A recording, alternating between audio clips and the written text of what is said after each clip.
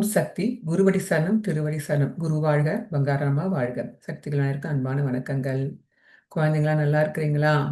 குழந்தைங்களாம் கதைகள்லாம் கேட்டீங்களா? போன கதைகள்லாம் எந்த நிலைமையிலும் நம்ம நல்ல குணங்களை வளர்த்து நல்ல பண்புகளை வளர்த்து நல்ல பிள்ளைகளா இருக்கணும். அதுதான் அம்மாவுக்கு பிடிக்கும், தெய்வத்துக்கு பிடிக்கும்.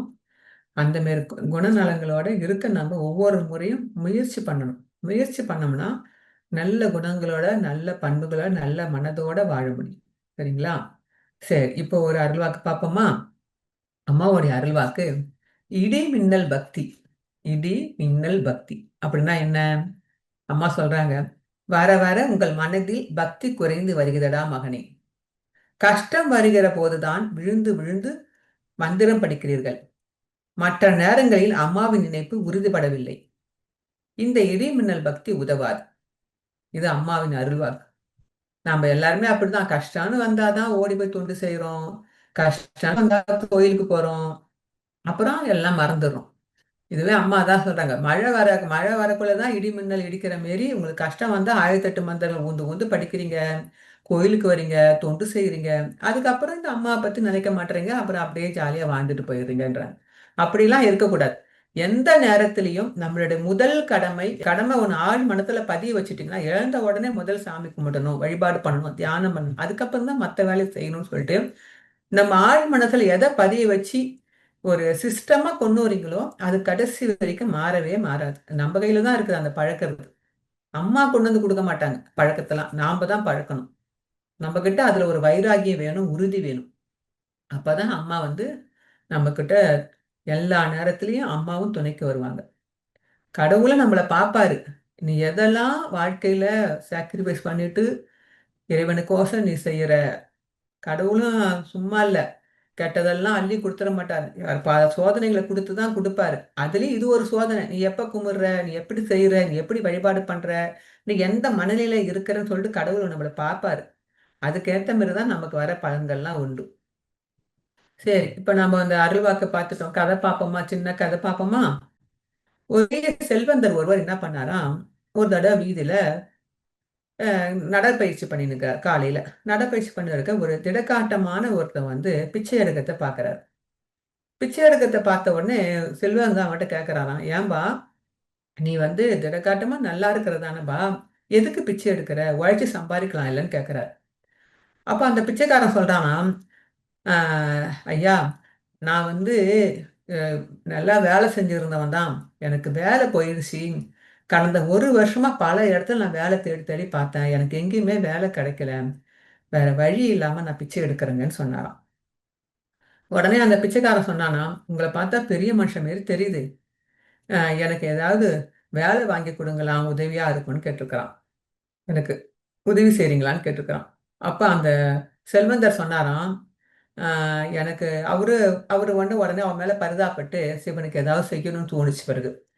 உடனே பரிதாபப்பட்டு, எனக்கு உனக்கு வேலையெல்லாம் வாங்கி கொடுக்க முடியாது, ஆனா உனக்கு வேற ஏதோ ஒண்ணு செய்யணும் போல எனக்கு தோணுதுன்னு சொன்னாராம். உடனே அந்த பிச்சைக்காரன், வேற ஏதோ ஒண்ணா அப்படின்னா, ஏதாவது சரி ஏதாவது செய்யுங்க, என் பிரச்சனை தெரிந்தா சரிதாங்கன்னு சொன்னானாம். அப்ப அந்த செல்வந்தர் சொன்னாராம், உனக்கு வந்து என்னுடைய தொழில்ல, என்னோட வணிகத்துல என்னுடைய உன்னை வந்து என்னோட பங்குதாரராக மாத்த போறேன். அதாவது பிசினஸ் பார்ட்னரா உன்னை போட போறேன்னாராம். இவனுக்கு ஒண்ணுமே புரியல. என்னது, உங்களுடைய வணிகத்துல நான் ஒரு பிசினஸ் பார்ட்னரா போறீங்களா? என்கிட்ட முதலீடுலாம் எதுவுமே இல்லையானா, நீ ஒண்ணுமே தர வேணாம்பா. எனக்கு வந்து நிறைய ஏக்கர் நிலங்கள் இருக்குது. அதுல வந்து நிறைய தானியங்கள்லாம் விளைவிக்கிறேன். அந்த தானியங்கள்லாம் இருக்குது. அதெல்லாம் வச்சு நான் உனக்கு ஒரு கடை வச்சு கொடுக்குறேன். அந்த கடையில வந்து நீ சந்தையில வித்து அதுல வர வருமானத்துல மட்டும் எனக்கு நீ பங்கு கொடுத்தா போதும்னு சொன்னாராம். இவனால ஒண்ணு, அவர் சொன்ன வார்த்தையை கேட்டு இவனால ஒண்ணுமே நம்ப முடியல. என்னய்யா சொல்றீங்க? உங்களுடைய வணிகத்துல எனக்கு பங்குதாரா மாத்தது இல்லாம, எனக்கு நீங்களே கடை வச்சு கொடுத்து, நீங்களே எனக்கு தானியம் கொடுத்து எல்லாமே செஞ்சு கொடுக்குறீங்க. நான் வர வருமானத்துல மட்டும் உங்களுக்கு நான் பங்கு கொடுக்கணும். நான் முதலீடே போடாம என்ன முதலாளி ஆக்குறீங்களா? என்னால நம்பவே முடியலங்கய்யான்னு சொன்னான். ஆமாம்பா. நானே உடனே அவன் சொல்றான், சரி அப்படின்னா வந்து நம்ம இந்த வணிகத்துல வர பங்கை நான் உங்களுக்கு எவ்வளவு கொடுக்கட்டும்? உங்களுக்கு 90% எனக்கு 10% நான் எடுத்துக்கிட்டோமா? அல்லது உங்களுக்கு 95% எனக்கு 5% நான் எடுத்துக்கிட்டோமான்னு கேட்கறான். அப்ப அந்த முதலாளி சொல்றாராம், அதெல்லாம் ஒண்ணும் வேணாம்பா. என்கிட்ட நிறைய பணம் இருக்குது. எனக்கு நீ எதிர்பார்க்கறதோட எனக்கு நிறைய செல்வங்கள், வசதி வாய்ப்புகள் நிறைய இருக்குது. எனக்கு பணம் எல்லாம் நிறைய வேணாம். எனக்கு வந்து நீ 90% எடுத்துக்கிட்டு எனக்கு 10% மட்டும் கொடுத்தா, வர லாபத்துல எனக்கு 10% மட்டும் கொடு போதும். 10% பங்கு மட்டும் கொடு போதும்னா. இவனுக்கு நம்ப முடியல. என்னங்க 90% எனக்கா? 10% உங்களுக்குங்களா? என்னால நம்பவே முடியலங்க. எனக்கு கடவுள் கண்ணெடுத்து கண் திறந்து பார்த்துட்டார் சொல்லிட்டு உடனே கடவுளுக்கு ஒரு நன்றியை செலுத்திட்டு, ஐயா நான் உங்களை வாழ்நாள் முழுக்க நான் மறக்கவே மாட்டேன்யா. உங்களுக்கு நன்றி உள்ளவனா இருப்பேன்யா. நன்றி உள்ளவனா இருப்பேன்யா. எனக்கு கடவுள், எனக்கு தெய்வமே நீங்க தான்யா எனக்குன்னு சொல்லிட்டு சாஷ்டாங்கமா அந்த ரோடுல விழுந்து அவனை கும்பிடுறாரு. உடனே அந்த பெரியவர் என்ன சொல்றாரு, நான் இந்த 10% கூட நான் பணத்துக்காக கேட்கலப்பா. உனக்கு பொறுப்புணர்வு வரணும். உனக்கு நன்றி உணர்வு வரணும். அதனால தான் அந்த 10% கூட நான் லாபத்தை நான் கேட்கறேன். வேற எதுக்கும் இல்லப்பான்னு சொல்லிட்டு, நீ பொறுப்பா கடையை பார்த்துக்க. ஏன்னா அதான் முக்கியம்னு சொல்றாரு. உடனே என்ன செய்றாங்க செல்வந்தரு, அவனுக்கு ஒரு நல்ல இடத்துல ஒரு பெரிய கடை வச்சு குடுக்குறாரு. கடை வச்சு குடுத்துட்டு, அந்த கடைக்கு வேண்டியான தானியங்கள், அவனுடைய வயல்லேருந்து எல்லா தானியங்கள்லேருந்து கொண்டு வந்து இறக்கி, வேண்டிய வசதி எல்லாம் செய்துட்டு, அந்த பிச்சைக்காரனை இப்ப முதலாளியோட சேர்ல உட்கார வச்சுறாரு. இப்ப அவன் யாரு? பிச்சைக்காரனாக இருந்த இப்ப வந்த முதலாளி. வச்சுட்டு உடனே ரொம்ப நன்றி ஐயான்னு சொல்லிட்டு கடவுளுக்கு ஒரு நன்றி சொல்லிட்டு அவனுக்கும் நன்றி சொல்லிட்டு நான் பொறுப்பா பாத்துக்கறையானுற. அவரும் செல்வந்தரும் நல்லா பொறுப்பா பாத்துக்கப்பா. எனக்கு மாசம் மாசம் நம்ம ஒப்பந்தப்படி 10% எனக்கு வருமானத்தை கொண்டு வந்து கொடுத்துருப்பான்னு சொல்லிட்டு போயிடுறாரு. இவனும் பொறுப்பா பாத்துக்கிறான். நல்லா சிறப்பா வணிகம் பண்றான், தொழில் பண்றான், நல்லா பண்றான், கடக நல்லா நடத்துறான். அதே மாரி அவனுக்கு நல்ல வருமானமும் வருது. 1000 1000 ஆகுது, 10,000 மாசம் 1000 வருமானம், 10,000 ஆகுது, 10,000 வந்து இப்போ லட்சக்கணக்கில் வருமானம் வர ஆரம்பிச்சிருச்சு. இவனும் என்ன செய்யும், அவர் சொன்னபடி ஒப்பந்தப்படி மாசம் மாசம் அந்த 10% லாபத்தை பணத்தை கொண்டு போய் அந்த செல்வந்தர் வீடு தேடி போய் அவர்களை கொடுத்துட்டு நன்றி சொல்லிட்டு வந்துடுறான். இப்படியே ஒவ்வொரு மாசமும் நல்லா சிறப்பா போகுது. இவனுக்கு நல்ல வருமானங்கள் வருது. இவன் வாழ்க்கை சூழ்நிலையும் மாறுது. இவன் என்ன செய்றான், தனக்கு வாழ்க்கைக்கு வேண்டிய பணங்கள் வந்த உடனே வீடு கட்டிக்கிறான்.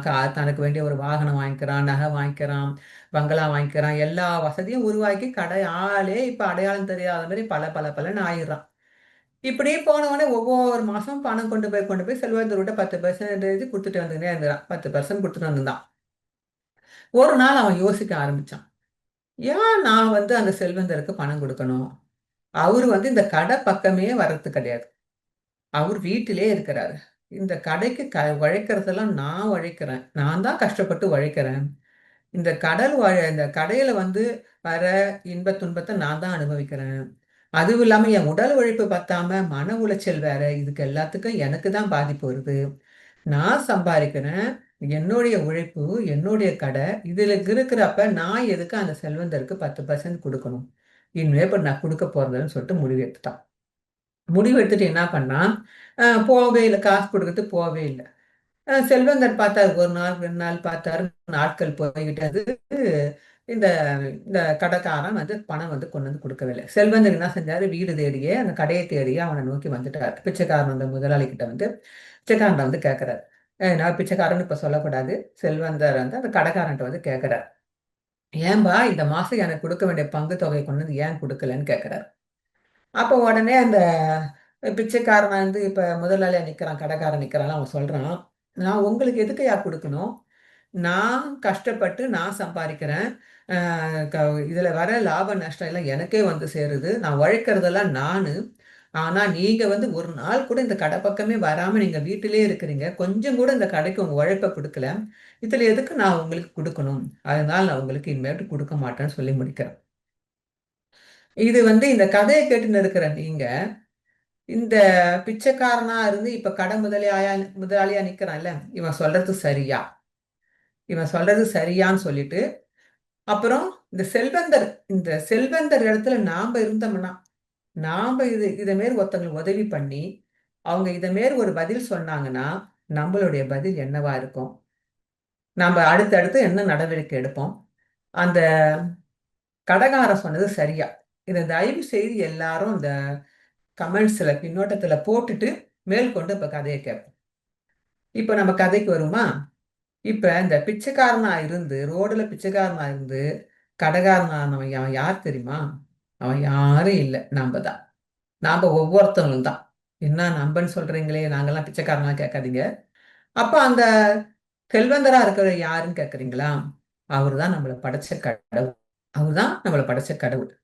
ஏன்னா இன்னைக்கு கடவுள் ஒரு பிச்சைக்காரனா, ஒரு ஆன்மாவா நாம அந்த ஆகாயத்துல காற்றோட காற்றா, உடல் இல்லாம ஆகாயத்தை, நமக்கு உடல் கிடைக்காதா, உயிர் கிடைக்காதா, உடல் கிடைக்காதா, தாய் தகப்பன் கிடைக்க மாட்டாங்களான்னு சொல்லிட்டு பிச்சைக்காரங்க மாரி ஆகாயத்துல அலைஞ்சின் கடமன் காற்றோட காற்றா ஒரு ஆன்மாவா அலைஞ்சிருந்த நமக்கு, நமக்கெல்லாம் ஒரு உடலை கொடுத்து, உயிரை கொடுத்து, உடல் உறுப்புகளை கொடுத்து, ஐம்புலங்களை கொடுத்து, மனதை கொடுத்து, வாழ்வதற்குண்டான மூச்சு காத்து, நம்ம விடுற ஒவ்வொரு மூச்சு காத்தையும் கடவுளே நமக்கு கொடுத்து, மூச்சு காத்தா உள்ள கடவுளே இருந்து நமக்கு இந்த உடலை கொடுத்து, இந்த வாழ்க்கையை பிச்சையா போட்டு இந்த உலகத்துக்கு கடவுள் அனுப்பி வைக்கிறார். உண்மையா இல்லையா? உடலுக்கு அனுப்பிச்சு வச்சாலும் இல்லாம நம்ம வாழ்வதற்குண்டான தாய் தகப்பன், உற்றார் உறவினர்கள், சொந்த பந்தங்கள், வாழ்க்க வேண்டிய வசதிகள் எல்லாத்தையுமே கடவுள் நமக்கு கொடுத்து, ஆன்மா கொடுத்து, உயிரையே பிச்சையா போட்டு இந்த உலகத்தை அனுப்பி வைக்கிறார். நமக்கு ஒரு கஷ்டம்னு வந்த உடனே கடவுளே என்னை காப்பாத்துன்னு போய் திருப்பி அவர் காலில் போய் விழுறோம். அவர் காலில் போய் விழுந்தவொடனே கடவுள் என்ன பண்றாரு? மறுபடியும் நமக்கு பிச்சை போட்டு பல நன்மைகளை செய்யறார். பல நன்மைகள் செய்த உடனே, அவர் கொடுத்த உடனே பல கோடி நன்றியை செலுத்திட்டு நம்ம வாழ்க்கையை வாழ ஆரம்பிக்கிறோம். நமக்கு பல காலங்கள் வாழ்க்கை சொகுசான வாழ்க்கை மாறி வரும்போது கொஞ்சம் கொஞ்சமா நம்ம என்ன செய்யறோம்? கடவுளை மறக்க ஆரம்பிச்சிடும். உண்மையா நிறைய பேர் அப்படிதான் இருக்கும். அப்புறம் ஒரு கஷ்டம்னு வந்தாலே திருப்பி போய் கடவுள் காலில் விடுவோம். கடவுளே, எனக்கு உன்னை தவிர யாரும் இல்லை, உன்னாலதான் முடியும், என்னால எதுவுமே முடியாது, நீதான் காப்பாத்தணும், உன்னாலதான் முடியும், என்னால எதுவுமே முடியாது, திருப்பி போய் அவன் காலில் போய் விழுறோம். திருப்பி கடவுள் காலில் விழுந்த பொண்ணு கடவுள் என்ன பண்றாரு? திருப்பி நம்மள உதவி பண்ணிடுறாரு. அப்புறம் நம்ம வாழ்க்கை சூழ்நிலை மாறின உடனே, நம்ம ஒரு நிலைக்கு வந்த உடனே நம்ம என்ன செய்யறோம்? வசதியான வாய்ப்பு வந்த உடனே எல்லாத்துக்கும் காரணம் நான் தான். நான் உழைச்சேன், என்னுடைய பணம், என்னுடைய வருமானம், என்னுடைய தொழில், என்னுடைய மனைவி, என்னுடைய மக்கள், என்னுடைய வீடு, என்னுடைய பணம் எல்லாம் என்னுடையது. நான் சம்பாதிச்சது, என்னுடைய பெயர், என்னுடைய புகழ், எனக்கு கிடைச்ச வெற்றி. இப்படி எல்லாத்துக்கும் நான் நான் நான் சொல்லிட்டு எல்லாத்தையும் நான் போட்டு இந்த இடைப்பட்ட நேரத்தை அந்த கடவுள் மறந்தே போயிடுறது தான் நிதர்சனமான உண்மை. உண்மையா இல்லையா? அதனால எல்லாருமே நம்ம இப்படிதான் இருக்கு. இதை மாரி அப்ப அந்த பிச்சைக்காரன் மாரி தான் நாமளும் என்ன செய்யறோம்? கடவுள் செய்தது எல்லாத்தையும் நன்றியை நம்ம எல்லாம் மறந்துடுறோம். சரி, இவ்வளவும் கொடுக்கிற கடவுள், இவ்வளவும் கொடுத்த அந்த கடவுள் ஏன் அந்த 10% லாபத்தை அவங்ககிட்ட கேட்கிறாரு? அந்த 10% லாபம் என்னது அது? எதுக்கு கடவுள் நம்ம கிட்ட 10% லாபத்தை கேட்கிறாரு? நம்மள விரதங்கள் இருக்கணும், பூஜைகள் பண்ணணும், அவருடைய ஆலயத்துக்கு வரணும், அப்புறம் என்ன தான தர்மங்கள் செய்யணும். இதெல்லாம் கடவுள் எதுவுமே கேட்கறது கிடையாது. கடவுள் கேட்கறதெல்லாம் நம்ம கிட்ட ஒன்னே ஒண்ணு. அதாவது எதிர்பார்க்கறது என்ன தெரியுமா? தினமும் ஒரு நாளைக்கு ஒரு 10 நிமிஷம், அந்த 10% என்பது என்னன்னா 10 நிமிஷம் கடவுளுக்காக நம்ம என்ன செலவு செய்யறோன்றதுதான் அவர் எதிர்பார்க்கிறார். வாழ்க்கையில ஒரு நாள்ல, அதாவது 24 மணி நேரத்துல ஒரு 10 நிமிஷமாவது அந்த கடவுளுக்காக நம்ம செலவு செய்யறதுதான். அதுவும் அவருக்காக இல்ல. கடவுளுக்காக செலவு செய்யறதுனா நன்றி உணர்வை காட்டுவதற்கு. அவர் எங்களை பிரார்த்தனை பண்ணுங்க, வழிபாடு பண்ணு, தியானம் பண்ணு, அதெல்லாம் அவர் கேட்கல. அந்த நன்றி உணர்வு, இந்த வாழ்க்கையை பிச்சை போட்ட கடவுளுக்கு ஒரு நன்றி உணர்வுக்காக ஒரு 10 நிமிஷம் அவருக்காக நம்ம செலவு செய்யணும். நம்ம என்ன செலவு செய்யறோமோ அது நம்மளை பொறுத்து இருக்கு. தியானம் பண்றியோ, வழிபாடு பண்றியோ, அல்லது நன்றி சொல்ற உன்னை பொறுத்து இருக்கு. நன்றி உணர்ச்சியை காட்டுறதுக்கு தான் அந்த 10 நிமிஷம். சரி, இப்படி 10 நிமிஷம் பிரார்த்தனை செய்யறதுனால அவருக்கு என்ன நன்மையா? அவருக்காக எந்த நன்மையும் இல்லை. நீங்க இப்படி பூஜை பண்றதுனால அதெல்லாம் அவருக்கு நன்மை. அவரை கும்பிடுறது கோடானி கோடி பக்தர்கள், கோடானி கோடி பேர்கள் இருக்கிறாங்க. ஆனா அவர் உங்ககிட்ட இந்த 10 நிமிஷம் எதிர்பார்க்கறது எதுனா, நம்ம நன்மைக்காக தான் அந்த 10 நிமிஷம் எதிர்பார்க்கிறார். நம்ம நல்லா இருக்க, நம்ம மனம் சாந்தி அடைய, நம்ம மனம் அமைதி அடையத்துக்காக தான், நம்ம நன்மைக்காக தான் அந்த 10 நிமிஷத்தை அவர் எதிர்பார்க்கிறார். நான் அம்மாக்கோசம் ஆயத்தட்டு படிச்சேன், நான் அம்மாக்கோ தொண்டு சேர்ந்தேன், அம்மாக்கோ தர்மம் செஞ்சேன், அம்மாக்கோசம் யாருமே செய்யறது கிடையாது. நமக்காக வேண்டிதான் நாம செய்யற, கடவுளை முன்னிறுத்தி நம்ம செய்யற ஒரு செயலும் நம்மளுக்காக தான் நம்ம செய்யறோம். அதற்குண்டான பலனும் நன்மையும் கடவுளுக்கு போறது கிடையாது, இறைவனுக்கு போகல, நமக்கு தான் போக போகுது. அதனாலதான் நாம எப்போ நம்ம கஷ்டம் வந்தா மட்டும், துன்பம் வந்தா மட்டும் கடவுளை போய் கும்பிடுறது, மற்ற நாள்ல எல்லாம் கடவுளை மறந்து போக கூடாது. சர்வகதா காலமும் துன்பம் வந்தாலும் சரி, இன்பம் வந்தாலும் சரி, நம்ம மனசுல கடவுளுடைய நினைப்பு வந்து ஒரு இம்மி அளவாது ஒரு ஒரு இம்மி அளவாவது அந்த மனசுல அந்த எண்ணம், கடவுளோட எண்ணம், நன்றி உணர்வு இருந்துகிட்டே இருக்கணும். அதுக்கு தான் அன்னாட வழிபாடு பண்ணணும். அப்ப அந்த பழக்கத்துக்கு வந்தா ஒரு நன்றி உணர்வு இருக்குன்றதுனால தான் அம்மா தினம் வழிபாடு பண்ணுங்கன்றாங்க. அதனால எப்பயோ ஒரு நாளைக்கு கடவுள நினைக்காம, ஒவ்வொரு நாளும் கடவுள நினைக்கிற மனச குடும்மான்னு கேட்கணும். அம்மா கூட ஒரு அருள்வாக்கு சொல்லியிருப்பாங்க.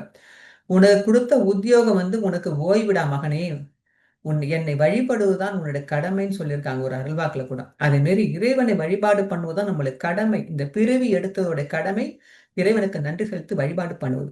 அதனால அது எல்லாரும் ஒரு நாளைக்கு குழந்தைங்கள்ல இருந்து எல்லாரும் கடைபிடிங்க. ஒரு 10 நிமிஷமோ, 5 நிமிஷமோ உங்க நேரத்துக்கு ஏத்த மாரி இதுல மேக்ஸிமம் கிடையாது, மினிமம் கிடையாது. அவங்களோட விருப்பப்படி எவ்வளோ நேரம் வேணாலும் அவங்க வழிபடுத்த நேரத்துக்கு ஏத்த மாரி, சூழ்நிலைக்கு ஏத்த மாரி கடவுள் வழிபாட்ட வச்சு நன்றி கடவுளுக்கு இந்த வாழ்க்கை குடுத்த கடவுளுக்கு நன்றி செலுத்துறதுக்கு விதமா தான் நம்ம கடவுள வழிபாடு பண்றோம். வேற எதுக்காகவும் இல்ல. நம்ப வாழ்க்கை நல்லா இருக்கிறதுக்காக தான்.